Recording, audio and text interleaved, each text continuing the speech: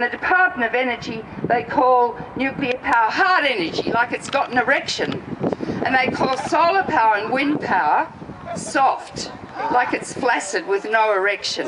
They're the terminologies that are used, and they're very sexual. And I'm interested in what causes the nuclear illness infecting our planet. And it's not Hanford. It's not the number of bombs. It's these men's brains.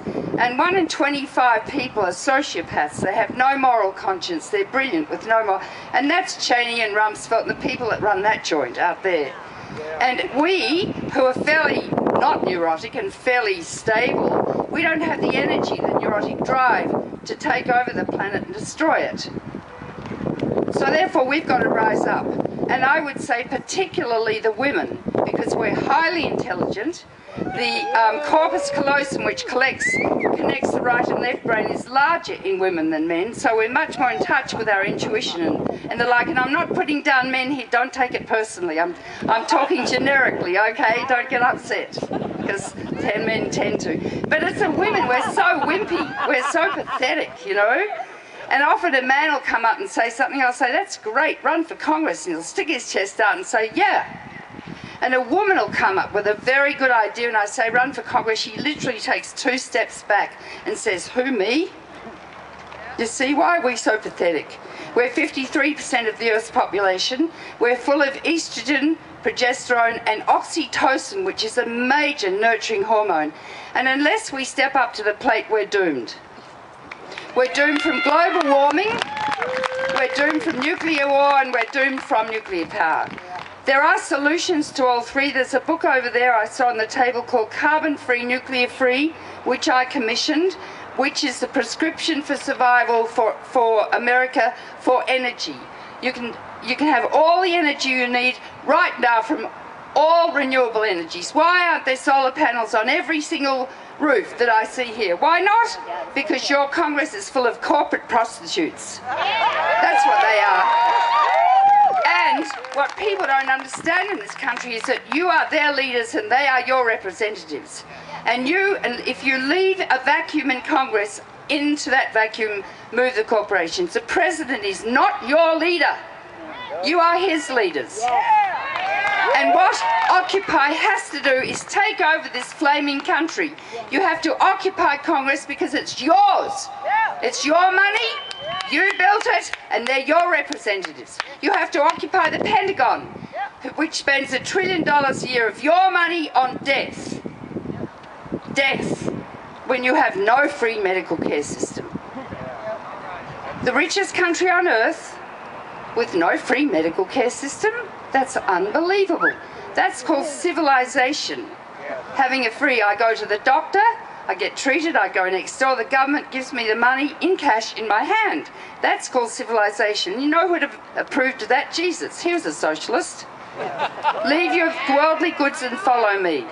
Not that I'm a Christian, I'm a pantheist. I worship nature. Yeah. So, the Occupy movement is the most exciting thing I've seen for the last 20 years.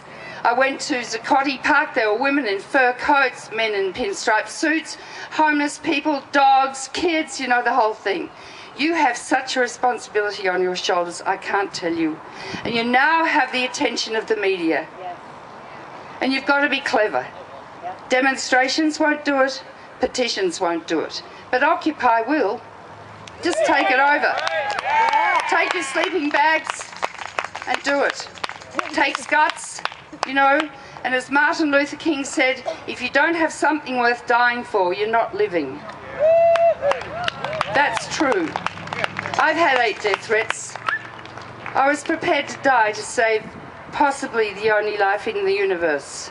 I don't want to die, but I'm 73, so I'm almost finished now anyway. But I care about the children. As I'm a paediatrician, I took the Hippocratic Oath, and all the world's children are my patients. So I practice global preventive medicine. And now I'm handing the torch to you, because the planet is in the intensive care unit, critically ill, and you are all now physicians to a planet that's dying. We can close down all the reactors in your country with the carbon-free, nuclear-free thing and renewable energy. We can build, you know, employ millions of people with windmills and solar panels and electric cars, the whole thing. It's all here. So that's two things, global warming, and no one will copy. No, we won't save the planet unless you do it, because you're the model for the rest of the world. We don't like you very much, but you export all your propaganda and everyone copies and emulates you, right? So if you do it, you can save the planet from global warming, from nuclear power, and we can abolish all nuclear weapons because the Russians don't want theirs. It's up to you, and you've got a president now who would do that with Russia. But he said when he gave his speech at Prague, I can't do it without you. And I don't see people stepping up to the plate. And what this country needs now is a revolution. And you are starting the revolution. This is your responsibility. So good luck to you. I doff my cap to your courage, your intelligence, your perspicacity, your perseverance, and I'll help you. But this is the only thing that really matters now.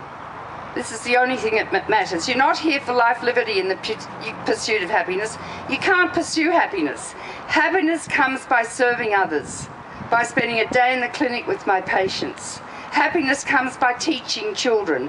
Happiness comes by working with wonderful people and saving the planet. That's the key to true happiness. We're here to serve.